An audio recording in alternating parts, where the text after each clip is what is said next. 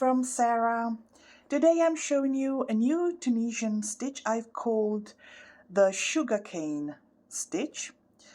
This stitch is absolutely flat, as you can see. It looks like this. This is the back.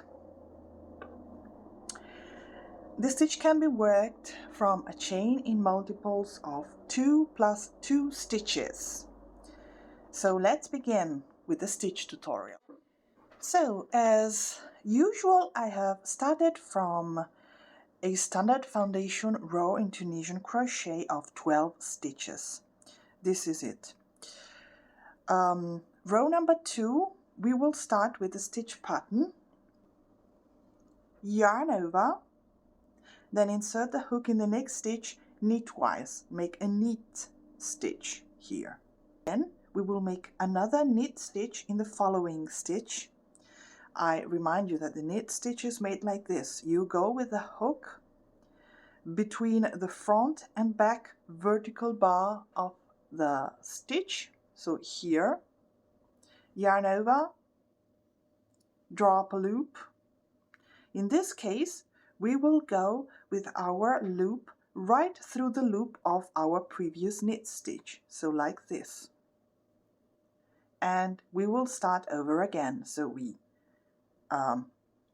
yarn over, make a knit stitch in next stitch here, make a knit stitch in the following stitch again, but we will go through the loop of the previous knit stitch like this, just like we made here. Once again, yarn over, knit stitch and knit stitch again, but we go through the loop of previous stitch.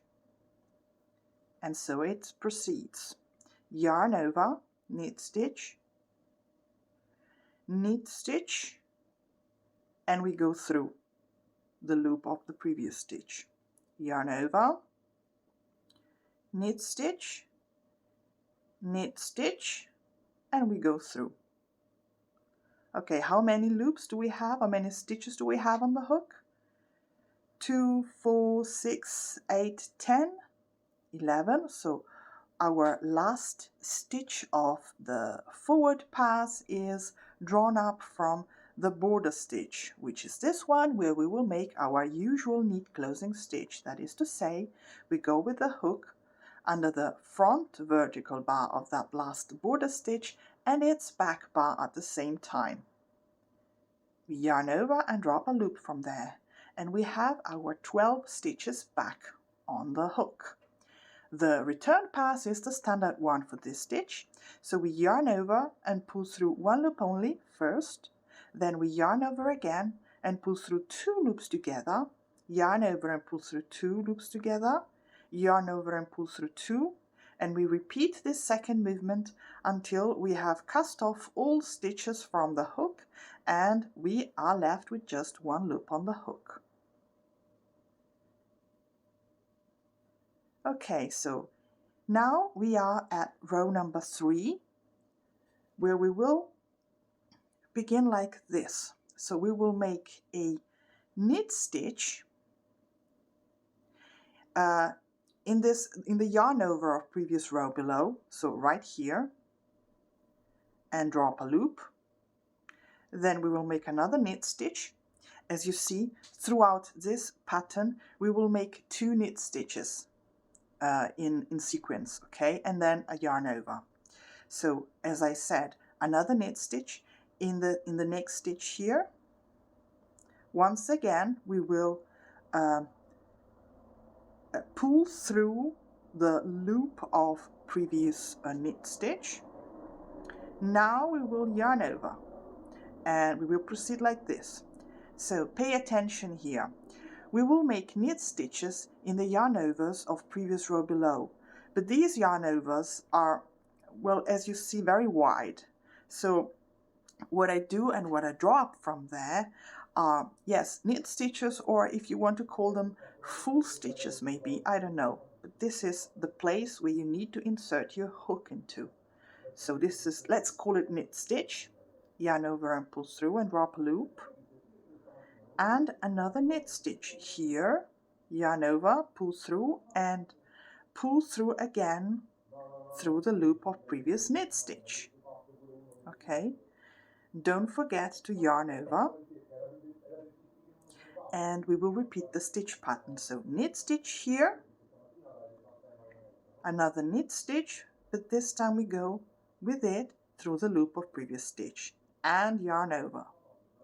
Knit stitch here, knit and through, yarn over, knit stitch and through. So let's see how many loops do we have on the hook.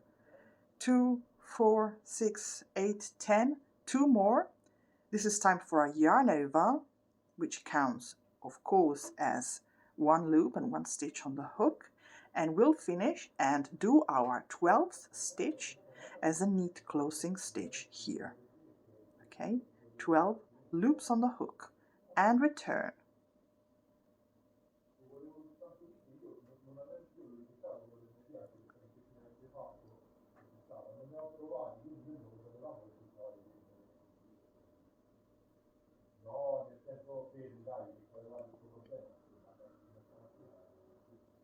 So in row number 4, which is our second row of the 2 rows repetition from now on until the end of the pattern, we will start with a yarn over like this, and then we'll proceed with our knit stitches.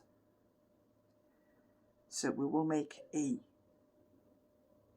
knit stitch here, followed by a knit stitch here in the yarn over of previous row that goes through our previous knit stitch, and then we yarn over again. Okay, so knit stitch and knit stitch that goes through, yarn over.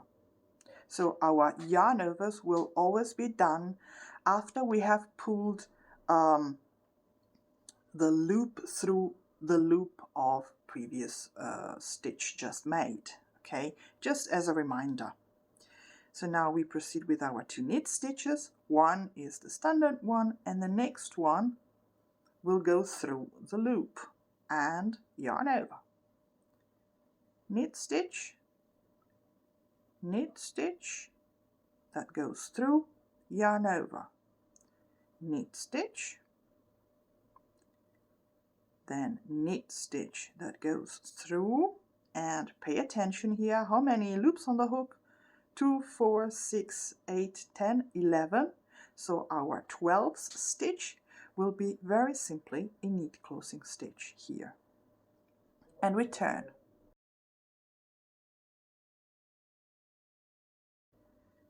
So this is the rows repetition more or less. So in one row we will start with the knit stitches right away, and in the second repetition we will start with a yarn over.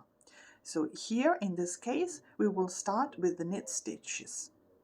So here knit stitch, here another knit stitch that goes through the previous one, and then we yarn over, and so we will proceed.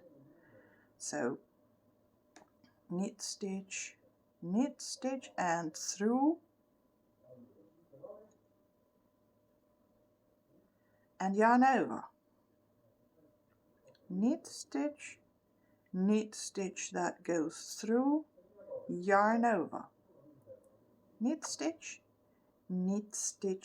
that goes through, yarn over, and so on.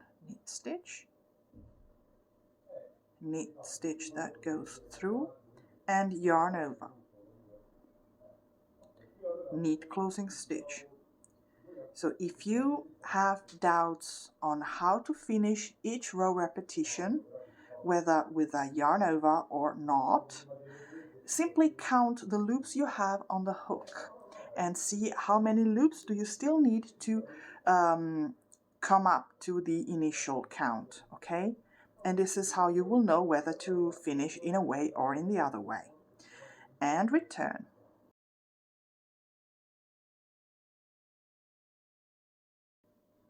Okay, so now you know how to proceed. We would proceed with the first, the second the second row repetition. Sorry. So we will start with a yarn over, for example. Okay, and proceed as I have shown you so far. So this is the stitch pattern, another useful stitch pattern, I believe. It is slightly ribbed, as you see, and well, wavy in a way. I hope you liked it, and I'll see you next time with another wonderful Tunisian crochet stitch. Bye-bye!